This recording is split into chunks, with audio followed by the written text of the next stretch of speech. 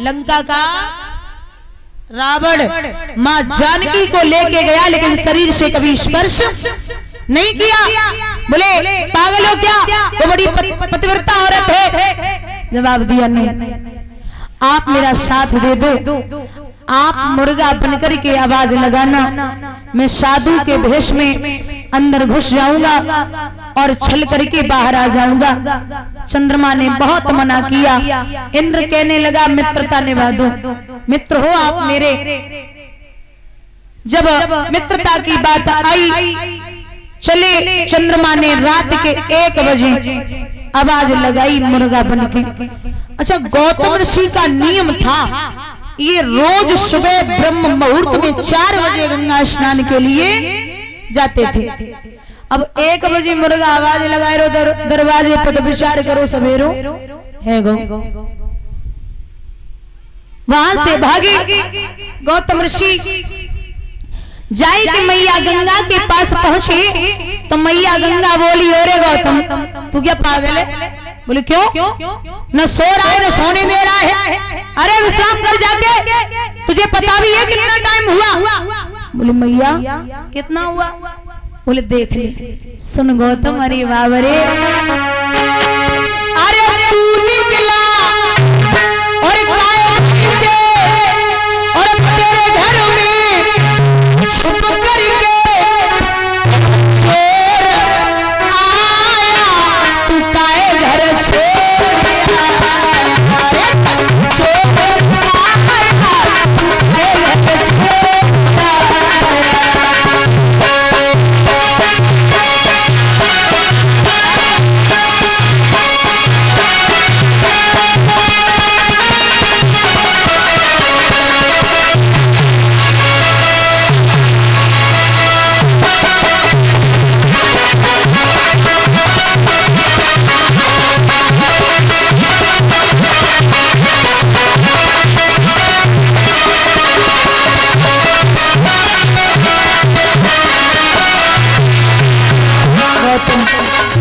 बोले तेरे घर में है रही छोरी है,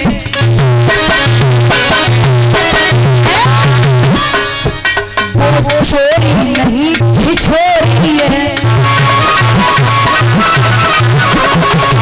तेरे घर में है रही छोरी है, वो छोरी नहीं छिछोरी है।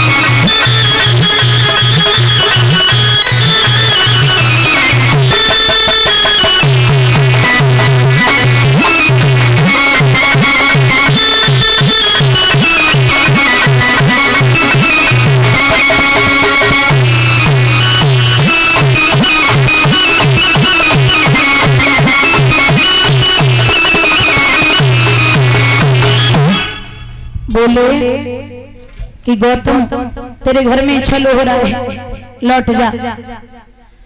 गौतम ऋषि उन्हीं पैरों लौट के आए तो चंद्रमा भी भाग गया, इंद्र भी भाग गया। श्राप दिया है कि हे देवी, हमें पता है कि आप बहुत बड़ी पतिव्रता हो, आपकी गलती कभी नहीं हो सकती, लेकिन ये समाज है, अगर आपको मैंने यहाँ से नहीं निकाला तो निश्चित है कि मुझ पे उंगलियां उठना शुरू हो जाएंगी। चरणों पे गिर पड़ी, मेरा उद्धार कैसे होगा? तो जवाब दिया, स्वयं त्रेता युग में भगवान राम आपका उद्धार करेंगे। भगवान ने जमीन पे जरा सी ठोकर मारी, धूल के कण जब अहिल्या पे पहुंचे तो वो मानस रूप में स्तुति करके परिक्रमा लगा करके और उत्तरी दिशा में चली गई। अब विश्वामित्र भगवान राम से बोले कि मैंने देखा है आंखों से ताड़िका जो तुमने मारी है और गौतम ऋषि की नारी अहिल्या पद चरण कमल रजतारी है। सुनता हूँ स्वामी जादू है, हे नाथ तुम्हारे पंकज में पत्थर में जान डालने की वो शक्ति नाथ है में। अब मैं समझ गया कि उस धनुष को आपके अलावा कोई नहीं तोड़ सकता। राम जी, लक्ष्मण, विश्वामित्र जी रात्रि भर जनकपुरी में विश्राम करते हैं। सुबह महाराज बगिया से फूल लेने के लिए जब राम को और लक्ष्मण को भेजा तो उसी बगिया में मैया सीता गौरी माँ का पूजन करने के लिए चले, क्योंकि चकोर चारू चौपड़ वाला बगिया के बीच सरोवर था। बस उसी सरोवर के समीप श्री गिरिजा जी का मंदिर था। राम जी पहुंची तो राम ने सीता को देखा और सीता ने राम को देखा तो पड़ गए प्रेम की डोरी में। चित चोर आप चित चोर हुए, सिय रूप अलंकिक रूप बना, राघव के नैन चकोर हुए। एक दूसरे को टकटकी लगाए कि देख रहे।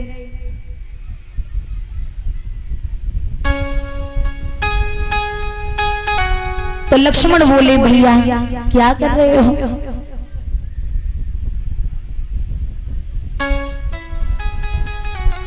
हुआ ऐसा,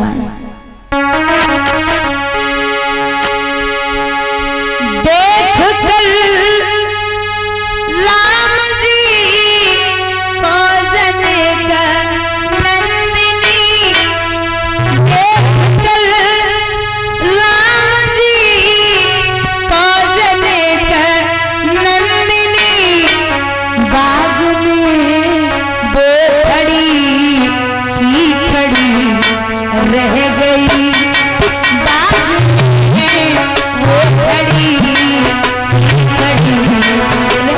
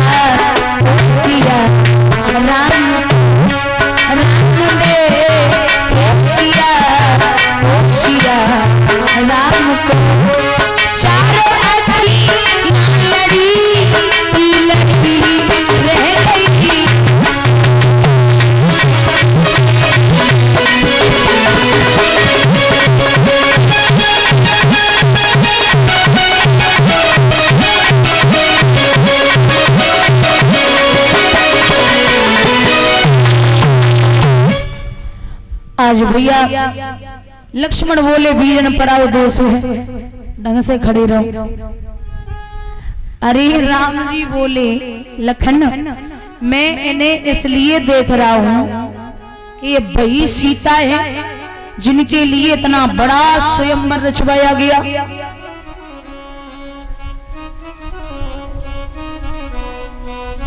खुशी है बंधुओं, दोनों लोग वापस आए। मैया सीता ने गौरी माँ से कहा, हे माँ मैं आपसे प्रार्थना करती हूँ जब तक मेरे राम उस धनुष के पास न पहुंचे तब तक आप उस धनुष का भार कम मत करना, ठीक है?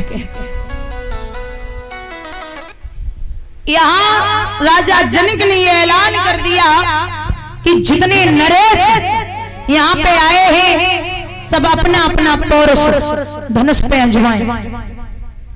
तो सुनते ही ये सूचना उमड़ पड़े महपाल, कमरी बांध मैदान में कूद पड़े तत्काल।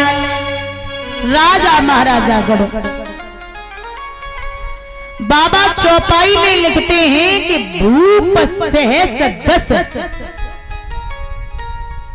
भूप सहस दस एक ही बारा और लगे उठावन टरहना।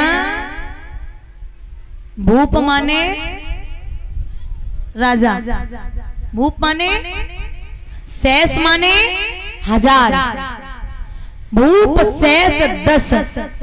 अब ऐसा तो था नहीं कि 10,000 राजा एक ही बार में लग गए सो इतना बड़ो धनुष रहे। संस्कृत में दिन को कहते हैं 12। महाराज राजा महाराजा गढ़ उस धनुष के पास बारी बारी करके जाते, उठाने की छोड़ दो, हिला तक नहीं पाया। तो राजा जनक ने एक बात कही है कि प्रण करके मैंने कुछ न किया, अपनी चिंता पर रोता हूँ, रह गई कन्या कुंवारी मेरी चिंता में डूबा जाता हूँ। जितने नरेश बस आए यहाँ उन सब ही की छवि धूल हुई, मैंने तो निश्चय जान लिया पृथ्वी